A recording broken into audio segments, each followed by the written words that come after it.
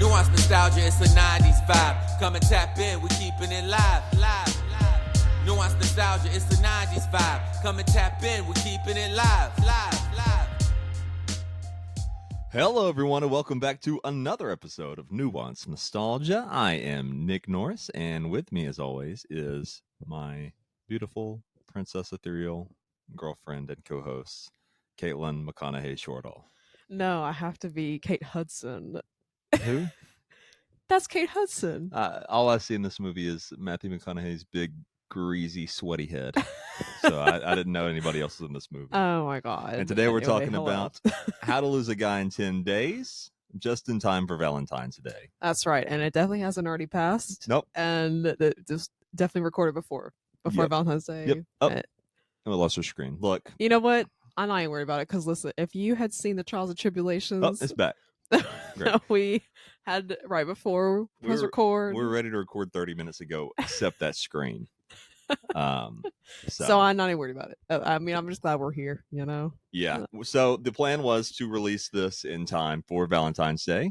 Unfortunately, Caitlin had to work 3 days in a row, a night shift, so I did day shifts, so that didn't work out. And then we had to leave for Australia. Yeah, and then after that, we both immediately went back to work.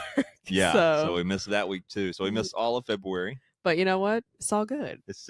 Love is still in the air. It is. These balloons, despite they're held to the walls. I just put pins in them. They're just busted, and they still have some air in them. So you know, if you're not watching the video, you're missing out. Yeah, you're missing out on these great balloons that we have here. I had made a joke last episode that our flowers would still be here, but they were rotted. And they were very dead. Yeah. Can't have flies flying around. It also might be a little darker because one of our lights went out too. And you know what? So. The odds may be stacked against us. But we're here to talk. We're here. We're going to talk about this movie. We're going to talk about How to Lose a Guy in 10 Days, the wrap up of our rom-com couple series here, duology. Last episode we did He's Just Not That Into You. Yeah, which so sorry Reagan Washington if you're listening and watched that one. I'm so sorry. I thought that was way better than it was. You know what I mean? so sorry about it. But she loves that movie. Shout out to Reagan. Friend Reagan. Yes. This one is one that I love. It still holds up pretty good, I think. It's one of the classics. 2003's How to Lose a Guy in 10 Days, directed by Donald Petrie and starring Matthew McConaughey and Kate Hudson. How many times? I know you've seen this before, but how many times do you think you've seen this? I think I've seen this at least 25 times. Oh, really? I've probably, maybe once or twice, honestly. Oh, really? Yeah. So not very many. This was just always on in the 2000s on cable. On not E-News. E-News or E-Network, whatever. The one that Kardashians used to be on. Yeah, that one. And also my mom and my cousin both love this movie, so they've watched it 100 times. So good. Yeah.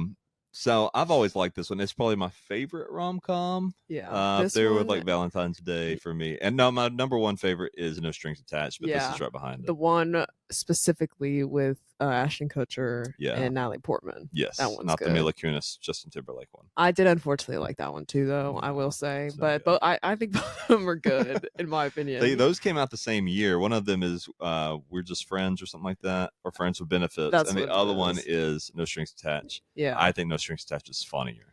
I haven't seen both of them in a while, but I remember really liking the Justin Timberlake one. At the time, I liked Justin Timberlake.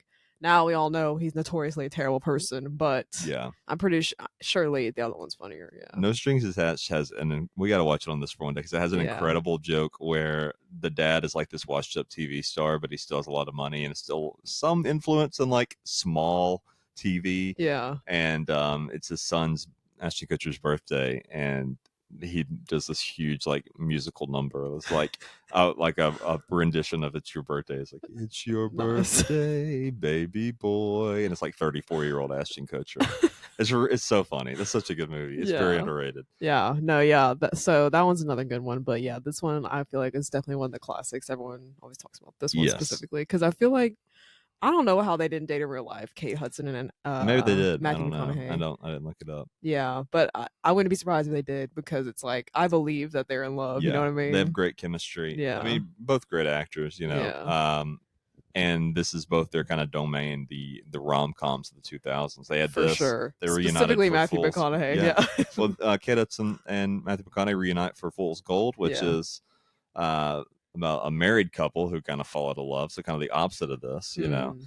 And I like that movie too. It's pretty I good. haven't seen that one. Matthew honestly. McConaughey, notoriously stinky fish man. I don't know if anybody knows that. He like doesn't shower or something. Yeah, well, I saw him on Oprah when I was a kid. I'm pretty sure he has that disease where you smell bad anyway, but also, yeah, like the fish man disease. I don't know what it's actually called, where you smell like a fish. Is that true? Maybe it is. I don't Let's know. Maybe see. I'm confused because I remember that from an episode of Oprah, and it could have been any other actor also. But he doesn't shower. He just doesn't shower, and he doesn't do deodorant. And apparently, like on the set of Fool's Gold, when he's like in the Caribbean or wherever he is, and he's just sweating up a storm, and he just smelled horrible. I know he had to smell so. Yeah, if he didn't shower. But, you know, he's a Texas grad and fan, so that that lines up with poor hygiene. I would have to agree with that. Which, like, to comment on that, he's from Texas, and this movie's set in New York. We're supposed to believe this man's from New York. Yeah, you pointed that out. For some reason that just went over my head the first time watching this. Yeah. He talks like this, sweetie. Hey, Like he said, sweetie. hey, I, hey, that's supposed to be sweetie. a good thing, sweetie. Yeah, That's not. That what's sounds the like thing he Forrest always Gump, says? It's like, all right, Yeah. sweetie. Yeah. Like he does. He has a deep Texas accent, and he's like, "Let's go visit my family on In Staten Island. Staten Island." That man is not from Staten Island. No. And I guess they could have moved. I guess, but they don't. I don't. They know. don't explain it, which I guess whatever. But I don't know why it had to be in New York. Maybe because the magazine, whatever. Yeah, but cosmopolitan. Yeah. I don't know. I guess they could have.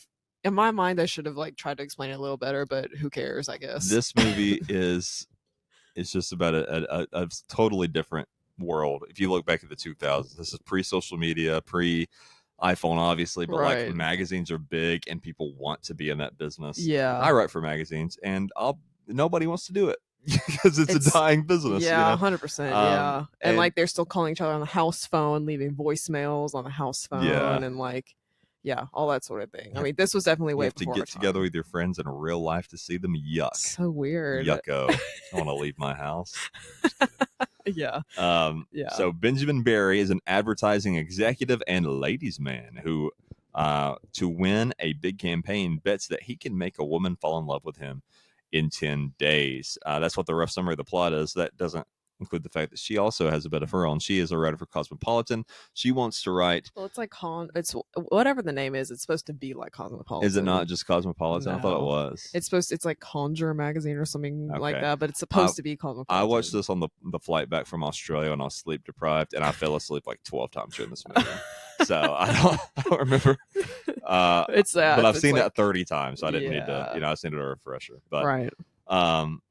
yes. So also, she works for a magazine. She wants to write about things that matter: politics, religion, the state of the world. I already have a problem with that because it's like, girl, you know where you work. You know what I mean? Yeah. So her boss is like, well, if you write this last story, knock it out of the park. You can write about whatever you want to. You're the how-to girl. You're going to write one about how to lose a guy in 10 days. It's a great idea. She's like, all right, whatever. If a guy fall in love with me, break up with him. At the end of it, not to jump too far ahead to the end of the movie, but when they get there, she's like, now I can finally write about whatever I want. And the lady's like, I mean, yeah, you can, but like, this is like Cosmopolitan. Yeah. You can. Like it has to be like what the majority of women care, but not that it is only a woman thing to care about these things, but you know what I mean. It has to be what like, the readers want. Yeah, the readers yeah. of this. They don't come to this to see about the state of Haiti. Could you imagine a Cosmopolitan? Like everything is about like sex, love, fashion, and then like the big thing in the corner is like the state of Haiti, the war of the Palestinian like crisis. Yeah. Like, what is this? 9/11 2 years later. Is No, this a people typo? people are looking at Cosmopolitan to get away from all that. Yeah. You know, And so I don't know. It was it's- weird that they pointed it, or she tried to paint it as like, oh, my boss won't let me do what I want, but it's like. This You is your can't job. write about that. Yeah, you knew that. You knew that taking this job. Yeah. People don't watch Nickelodeon to get, murder documentaries. Yeah, and I understand like they had to do that for the plot so she could like eventually leave, whatever, and also do this like crazy article in order to advance the plot. But it's also just like, could we have explained that a little better? Could Yeah. we have like created a different crisis? This isn't your boss's fault. You're an idiot. Yeah. They don't tell you, girl. I don't like, want to hear your opinion on religion and politics if you can't figure that out. You know, if you can't figure out the politics of your own magazine, I don't want to let's hear think about critically. broader things. Yeah, exactly. Anyway, so she has the same deal. She is trying to lose him in 10 days. He's trying to keep her for 10 days. And because like her friend, you know, I guess is terrible at love and like Catherine does all Hahn, these crazy things. who's Yeah, great. yeah, we And, love her. Yeah, great in everything, but really in this. Yeah, yeah, and she apparently does all these crazy things that you're not supposed to do when trying to get in a relationship, and she it's kind of a slap in the face to the friend because she's like, I should do what you do and write on what not to do. Yeah, and because that's what I'm going to do, what you're doing, and that's what not to do. It's kind of a read, but anyway, yeah. So that's why she kind of brings it up, because for some reason the boss makes the friend bring up the fact that she got broken up with in the meeting that they have. yeah. Like, we're at work. Why are we talking Right. about our social life? Anyway, obviously it's for the plot, but whatever. Anyway, so that's how she ends up, you know, getting in this bet of how trying to lose a guy in 10 days. Right. Yeah. I think this is great. Catherine Hahn is great in this. I can't wait for her. She's getting her own Marvel TV show. Oh, she plays like this witch, this evil witch. She's a villain. She's great. She's so funny and lively in it. They've really like used the best of her. Marvel makes a lot of mistakes these days, but like that she is perfectly cast for this role. Yeah, she's great in it. Yeah. So this movie's only an hour and 50 minutes, which yeah, it's fine. It could be a little shorter. There's some stuff you could cut, but I don't think there's it's fine the length it is. If you cut too much, it's already a little rushed how like quickly they fall in love. So you couldn't cut any of that, I guess. Well, I think they probably could have cut a few parts where she's like especially acting literally insane. Like a few of those moments could have been cut out, but yeah, I suppose it's for the funny moments, I suppose. So. And most of them land, even 21 years later. A lot of the jokes still land pretty well. I agree.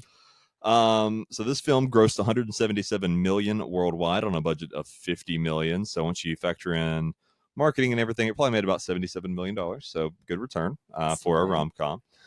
On Rotten Tomatoes, the film holds an approval rating of 42%. Oh, damn. They don't like this. Yeah, based on 150 reviews with an average rating of 5 out of 10. What? The site's critical consensus reads, Matthew McConaughey and Kate Hudson are charming together, but they can't overcome How to Lose a Guy in 10 Days' silly premise and predictable script. You know what? I don't give a fuck. That's how I feel about that. Because, you know what? Yes, it is predictable. Yes, it doesn't make sense. But that's not what we're watching this movie for. I think a lot of people get confused and they get predictable and bad mixed up. Yeah. Just because something is predictable doesn't mean it's bad. I think some people may disagree, but that's what I think. Some of the best stories are very basic plots, very predictable. I always think about Mad Max Fury Road that came out a few years ago. That movie is incredible. Like it's so good. That plot is nothing. They drive they drive to find water. There's no water. They drive back and kill the bad guy. Yeah, it's very predictable. It's the simplest plot, but people love it because it's a good movie. Right. It looks good and everything. Predictable and bad are not. I totally agree. Synonyms. And I mean, maybe that's not what the critics think, but yeah, I don't think predictable necessarily means bad, but yeah, I guess they do. I don't know. So every time this finishes and loops, it like alerts me and blows up my computer screen. All right, so Metacritic though, they gave the film a weighted average score of 45 out of 100, even lower based on 31 critics, indicating quote mixed or average reviews end quote. Audiences polled by CinemaScore gave the film an average grade of A- on an A+ to F scale. You know what? I'm here for that. Yeah. A- is I don't even know what the minus would be about, but can we just have A? You know what I mean? Yeah. Well, here's the thing. Critics are always extremely hard on rom-coms and horror movies for whatever reason, and I think it's because of the predictability factor. Yeah. And so they're always super hard on those two genres. I want it, like a lot of times if it's a horror movie or a rom-com or even a comedy, a lot of times I won't go based off any critic score. I'll go off an audience score. I agree with and that, then if it's like a proper film, I'll look more at the critic score. Yeah. You know, if it's like an Oppenheimer or something of that level. Right. But like this kind of stuff, it's not made for the critic. It's not made to be I don't care what they think. Yeah. It's not made to be this ground breaking like there doesn't need to be a huge lesson and like all this consequence. It's supposed Yeah. to be a fun, nice time. It's That's supposed to okay. be exactly. Yeah, 100%, and I think it yeah. does that pretty well. I agree. Yeah. Yeah. So, Yeah. actors, Matthew McConaughey, he plays Ben. What do you think? This is his prime. Yeah. This time period. It's his not his most prime. ripped. I'd say that'd be Fool's Gold a few years after this. Yeah. But yeah, it's his. But there was a few shirtless scenes where they try to imply that he is. So. He's still in great shape. Yeah. But like he is jacked in in Fool's Gold, Gold. really. Yeah. Yeah. He's pretty good. He's charming enough. I think he's great. I can't get over it because he's, as we all know, he's from Texas. I just cannot get over the fact that like they don't try to explain his accent at all. He very clearly has a Southern accent. Yeah. And we're just gonna gloss right over it, I guess. I don't know. But and if his family moved, his entire family moved. He's got like aunts, uncles, and stuff there. Yeah. I don't know. Why can't he have like Southern parents and then like everyone else be from Staten remember Island? if the parents had an accent or not. I don't think not in the same way he did. Yeah. You know what I mean? So I don't know. I just whatever, you know what I mean? Maybe he wasn't the prime person that they wanted to be in this movie and they couldn't change the story. Who knows? Yeah. I just feel like that was a little bit of oversight, but whatever. Love him. He's great. Kate Hudson, just as charming. Love her. Yeah. She's great in this too, for sure. Yeah. They do well together. They bounce really well off each other. Yeah. I think they do have really great on-screen chemistry. Yeah. And these are the kind of movies that if that doesn't work, nothing works. Yeah. If you don't believe those people are together, then the rest of the movie will fall apart. Exactly. Yeah. And then we talked about Catherine Hahn as Michelle, who is great. Yeah. Let's go through the plots. This is a lot here, so I'm just going to skim through a lot of it because it's you've seen it, or why would you watch this if you didn't? And also, if you haven't seen it, you just go and watch it. Yeah, go watch it, and then come back and here's a little refresher. Andy Anderson is a writer for the women's magazine Composure. See, there it is. As the subject matter expert for a series of how-to articles, she is bored and wished she could write about more serious topics. Michelle, Andy's friend, experiences yet another breakup, and she becomes despondent and says she is not attractive enough. Andy argues that the problem is rather her needy, excessively emotional behavior with men. It's inspired to write an article titled How to Lose a Guy in 10 Days in order to prove her point. She will begin dating a man and drive him away within 10 days simply by imitating Michelle's behavior. She was like, it's not that you're ugly, you're just really annoying. I'll prove it because I'm a beautiful person. Exactly. As if Catherine Hahn is not. Well, I think also stunning actress in Hollywood. Right. But I get. I think she's saying like it doesn't matter what you look like. Like these things that you're doing are like pushing them away. Yeah. Which is so rude to say because it's like it's just who you are as a person. But it's still that part of like, and let me prove it because I'm so gorgeous. No one would want to not be with me unless I was crazy like you. Yeah, like you are. Yeah, for sure. Advertising executive Benjamin Barry is looking to branch out from his usual remit of beer and sports campaigns and lead a prestigious advertising campaign for a diamond company. At a bar, Ben's boss Philip questions whether Ben has enough insight into the romance typically associated with diamonds. In response, Ben wagers he could make any woman fall in love with him. Philip says that if he can achieve, we got to pop up again. Here we go. Up. If he can achieve this before the company ball that will take place in 10 days, he will allow Ben to lead the diamond campaign. Ben's rivals, Judy Spears and Judy Green, I didn't realize they're both named Judy, were at the Composure magazine offices earlier in the day and know about Andy's task. Seeing Andy at the bar, they pick her as the woman to be romanced by Ben. Yeah, that's right, because like for some reason they had a meeting at the Composure magazine or whatever. Yeah. And with like the boss and for some reason the boss tells them that Kate Hudson. Yeah. Kate Hudson's Andy Anderson, that she's gonna do this How to Lose a Guy in 10 Days. So they already know about that. So they know that, since that's her goal, he will lose. That was their whole thing. Okay. Yeah. I see. Yeah. I appreciate the name alliteration in this. If I ever wrote a book, all the characters' names would have alliteration. We got Andy Anderson, Benjamin Barry. Yeah. I always like that. Maybe it's because my name is alliteration, Nick Norris. Yeah. But mine is not. No, it's not. Caitlin Cordell. Shaitlin Shortall. Cordell. I like Shaitlin. Anyway. I think I like it not even because of my name, but because that is like a Sounds good almost. well, it's a trend in comic books. Peter Parker, Yeah. Kamala Khan, That's a good Bruce point. Banner. Yeah. All these characters are I Clark didn't Kent. even realize Yeah, that. That's so interesting. Yeah. they're all kind of it's a common thing in comic books. Yeah. Ben and Andy meet, and soon after their quest, neither revealing their true intentions, Andy works hard to make Ben first fall for her and then break up with him in order to complete her article. But Ben continues to stick around in hopes of making her fall in love with him. Andy makes Ben miss seeing the final shot in a Knicks game by sending him to get her a soda, gets him knocked out in a movie theater by talking aloud while watching a film, moves her things into his apartment, gets him a fern plant to represent their relationship, and a Chinese crested dog, and takes him to a Celine Dion concert when he was under the assumption he was going to see a New York Knicks baseball game. Now, that is funny. Still would be pretty cool to Baseball? see Celine Dion. Or it should be Basketball. basketball. Should be basketball. Yeah. Yeah. Did I say baseball? Yeah. Yeah. Okay. I'm reading through this mic. I can see like half the screen. Okay. So- But yeah, so I will say, like, implying that Celine Dion is just for women. Don't Yeah. love that. But aside from, well, because it's early 2000s, we'll just whatever, you know what I mean? Yeah. Sure, I guess we could only women go to that concert, I guess, even though that would be an iconic performance to go and see. Yeah. But, I mean, I get though thinking you're going to a basketball game and then I mean, it could be anything else. You know what I Yeah, mean? yeah, It had yeah. to be Celine Dion though, but whatever.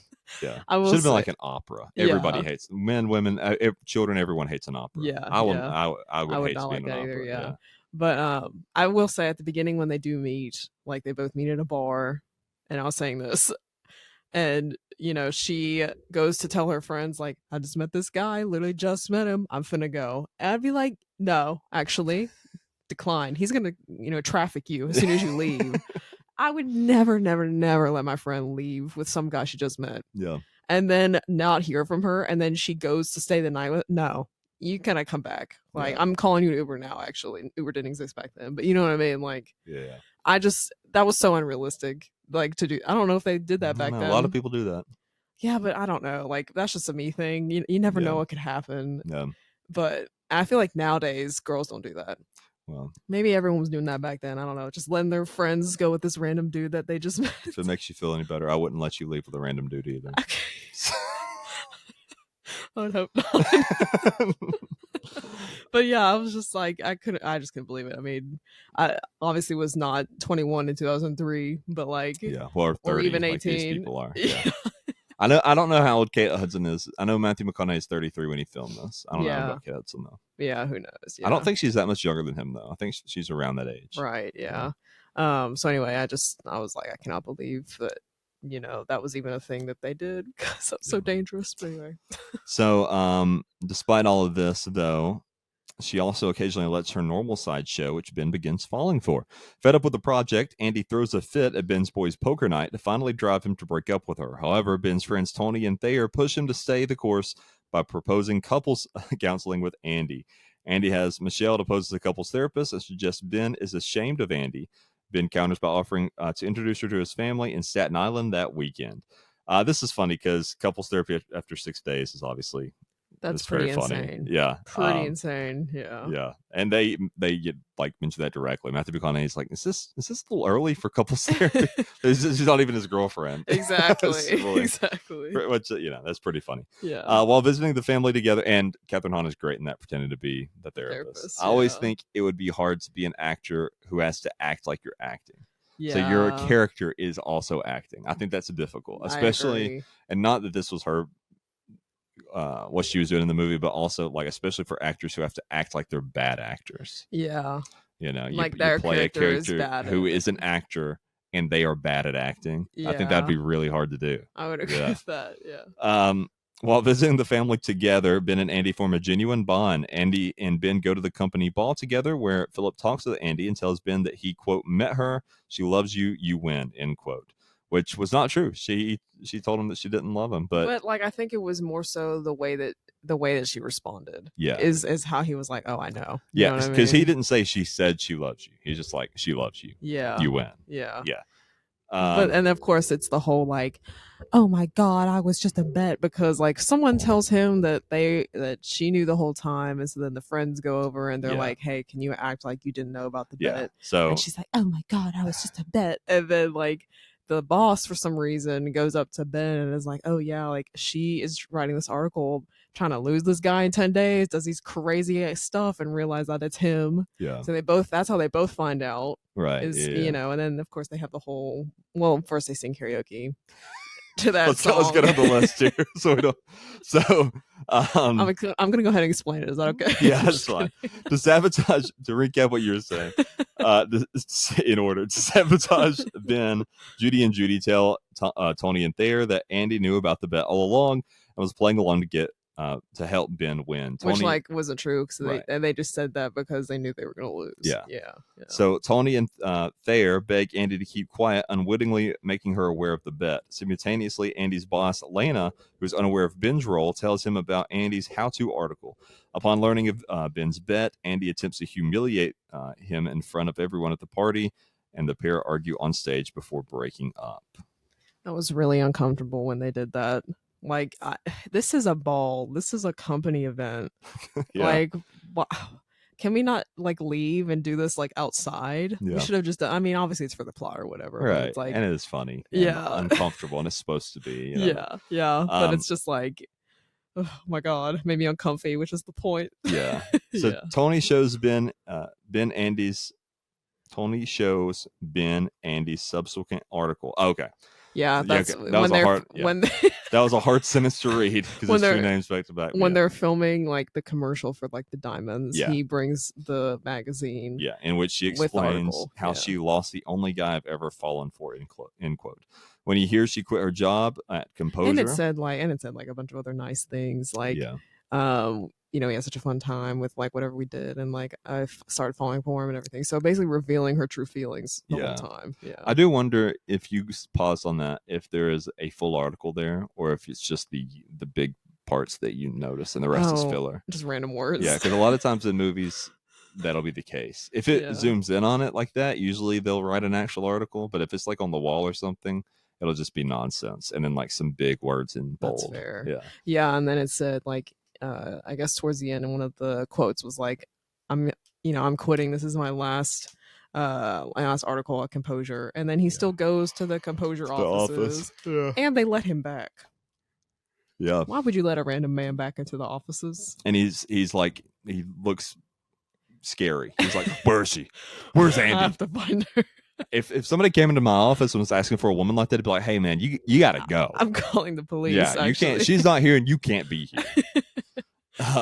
So that was just interesting. All of that whole interaction. Now, obviously, he didn't even read the whole thing. I don't know what he read to what that made him like run just off. The words in bold around the thing. I fell for him. That was all he needed to see. So Tony shows Ben Andy's subsequent article in which she explains how she fell for him. When he hears she quit her job at Composure since Elena again refused to let her write about serious topics and is on her way to Washington, D.C. for an interview, he chases her taxi and stops her. After he accuses her of running away, they reveal their true feelings for each other. Ben instructs the taxi driver to return Andy's belongings to her home. Ben will be taking her now, and then they have a kiss. They do have a kiss. They share a kiss in the middle of a bridge. Yes. Where they definitely had to record over this, because that would have been loud and windy. Yeah. But it was a nice moment. It was. And they had to have they like that the bullshit game, the card game where you lie. They had a call back to that. It was very nice. Which is a great game. I'm not good at it, but it's a lot of fun. Yeah. Yeah, very good. Very good. So I want to do some IMDb trivia. I would absolutely love to. So much of the scene where Andy crashes Ben's boys' night was improvised. Kate Hudson had the idea to toss the platter of veggies at the guys seated at the poker table. Donald Petrie, the director, knew she was going to do this, but the actors in the scene were truly surprised. That's interesting. Fun. Yeah. Kate Hudson improvised plastering Matthew McConaughey with kisses during the scene where she introduces the new dog. This is why McConaughey looks genuinely surprised. So she's just riffing all around. Wow. Love that for her. There were an estimated $14,200,000 worth of jewels lent to the film. I figured they were like rented. Yeah. That's a lot of money. It's crazy how expensive they are. But I guess it probably ups the value of their gems too, because they're like, well, these are already In this expensive. They're movie. also in this movie. Yeah. Andy wears a Harry Winston diamond wreath necklace with an 84-carat yellow diamond pendant called the Isadora, attached valued at approximately $5,280,000, and a pair of 5-carat radiant cut yellow diamond stud earrings worth approximately $125,000. Now that is in 2003 money, so today that'd be more like $10 million and $250,000. I don't think I would even want to wear jewelry that expensive. Yeah, because like, could you imagine what would happen if you like broke it? yeah, or even scratched it. Like if for some reason like an earring fell out or like you broke the necklace somehow, that would stress me out. Oh yeah, yeah. And then like it has to look very expensive. What if someone rolls up on you and just like tries to steal it from your neck? You know what I mean? I would not want to wear jewelry that expensive. No, yeah, no. Yeah. Katherine Looks good, Heigl though. is Looks one great. of the models on the cover of Composer magazine during the sequence of magazine covers at the beginning. That's fun. Love that for her. Kate Hudson and Matthew McConaughey reunited in 2008 to co-star as the ex-husband and wife in the movie Fool's Gold, 2008. Good movie. As we knew. Yeah, we love that. Talked about it. Yeah. How to Lose a Guy in 10 Days marks the acting reunion of Adam Goldberg and Matthew McConaughey, who had last appeared together 3 years earlier in 1999's Ed TV and 6 years prior to that in 1993's Dazed and Confused. I was just trying to think of like what's that movie where he's like, I get older, they stay the same age. What's that movie where he's dazed and he's a little confused? Dazed and Confused, probably. And it's like, but his whole character is that he's like into minors, which is really interesting. Oh. So don't love that, but yeah, Dazed and Confused. It's that iconic line that men love to say: "I get older, they stay the same age." This might be controversial, but I don't think that adults should be with minors romantically. You think that's controversial? I think that's pretty brave of me to say. And you're so brave for saying that. Yeah. Controversial yet brave. Yeah. And you know what? It's what's right, you know. And we should really speak out about these things. Yeah. I think I would agree. They should invent a law that prevents that. I think it already exists. A lot of men like to think that it doesn't. Believe it or not, there is a law. The New York Knicks and Sacramento Kings have yet to play in the NBA Finals in the 21st century. That's funny. So they just made that up? Yeah. Okay, great. Gwyneth Paltrow was originally going to star, but had to drop out due to other commitments and was replaced by Kate Hudson. That would have sucked. Yeah. I mean, she's too she's insane. What is her brand? Yeah, it's like, Poot. I don't even know. I can't even remember what it is. Yeah, it's Goop. Goop. See, Yeah, all of that Goop. sounds too similar.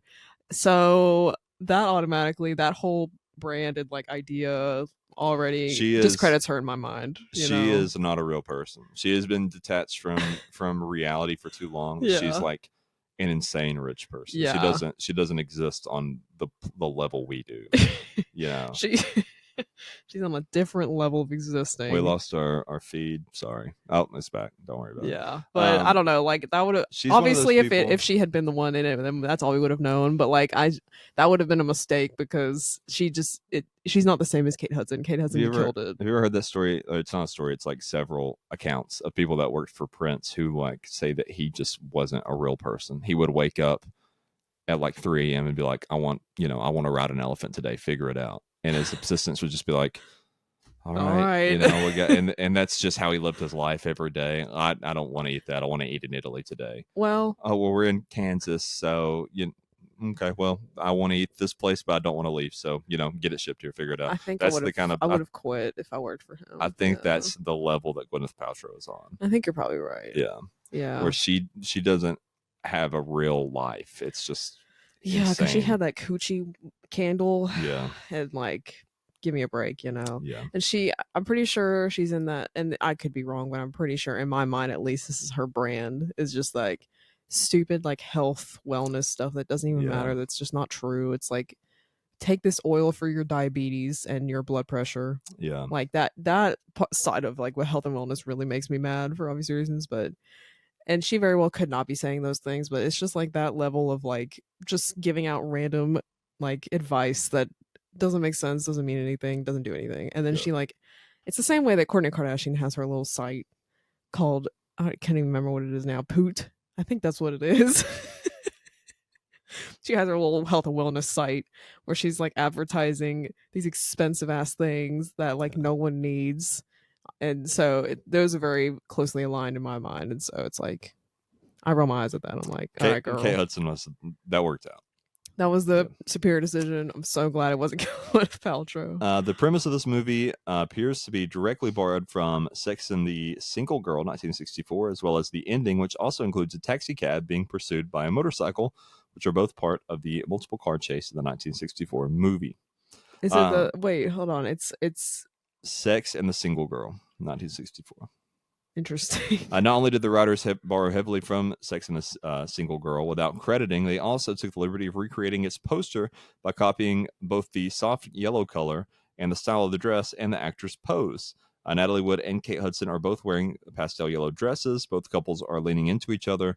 Wood and Tony Curtis are leaning in an X shape, while Matthew McConaughey and Hudson are simply leaning against each other head to head. So they copied a lot from this movie without crediting. Well, is it even a popular movie? I don't know. I never. Yeah, like I don't know if like people are supposed to get that. That doesn't change that they copied it. I guess if you're saying if it's a reference. Yeah. But it sounds like maybe this was just stolen instead of a reference. Well, I would have. I didn't know that movie existed, so yeah, it wouldn't have mattered to me. Right. This one's still better, and like I wouldn't want to watch one from the '60s anyway. I haven't seen it, but I'm sure like I would appreciate 90s references more than like 60s references, and they probably are misogynistic in that one, so I don't really want to watch that one. How to Lose a Guy in 10 Days is based on the picture book of the same name by Michelle Alexander and Jenny Long. The book has no narrative, only a list of comedic dating don'ts, and the characters and the plot were created specifically for the film. Interesting. Yeah. There's not a lot about this movie that you can find online about behind the scenes or anything. That's all I got. That's all I've got. There's nothing behind the scenes. There's just not a lot documented about this movie because it was 21 years ago and it was like a huge blockbuster. It was just like most of the rom-coms we do I can almost find like almost nothing about them online. Yeah. I just feel like this one's so well known and loved. I feel like there would be at least one thing, but maybe not, or a few more. But yeah. Well, no, get over it. That's. I mean, there were some, but they were like boring, so I didn't include them. That's fair. Yeah.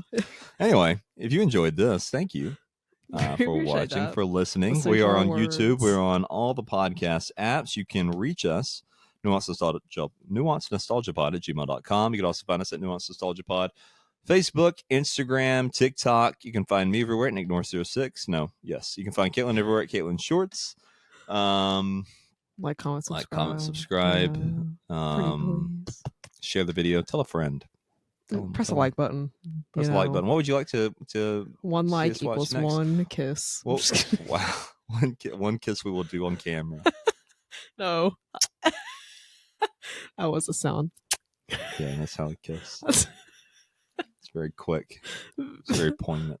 You know what? Matter of fact, we actually just kiss the air out in front of each other. So if my brothers are watching or my mom, they actually just kiss the air out in front of each other. What are we doing next week? It's your turn. Your pick. Oh, this was your pick? I don't remember. It's your pick now. I don't know. I honestly will have to think about it. I don't know if it should just be. You said no. You got to pick right now. It can be anything. We're back to anything again. Yeah. I need to like think of movies that I actually did watch all the time when I was younger. Immediately what comes to mind is that Zoom movie, or no, I don't know if it was even called Zoom, but it's Tim Allen in a superhero movie. Oh yeah. I don't remember what it's called off the top of my head. We'll watch that. Whatever it is. Tim Allen does a I'm pretty sure it's bad. Great. We'll watch it. That's what we're watching. Courtney Cox is in it for some reason. Is she the villain? No, she's supposed to be the hot scientist girl. So I think it's bad. Great. We're watching that, whatever that is. Thank you, everyone, and we'll see you next week. Oh, wait. We gotta. Here's a song. This is the How to Lose a Guy in 10 Days music. I don't even know if anybody's gonna recognize it. I didn't even after watching it. Oh, I feel like it's so generic. Yeah. I think their main song was "You're So Vain" by whoever that's by. Yeah, we can't play that though. Damn. We can only find these like obscure songs that nobody cares about, so they're not gonna sue us. Not that they sue us. Hey, Get our video taken down. Copyright. Yeah, which yeah. we don't list these to make money, so I don't think they'd get struck anyway. I think you have to list them as like eligible for whatever AdSense. But if we ever, became popular, we just wouldn't make anybody off those videos. So. Anyway, Well, all right. Bye everyone.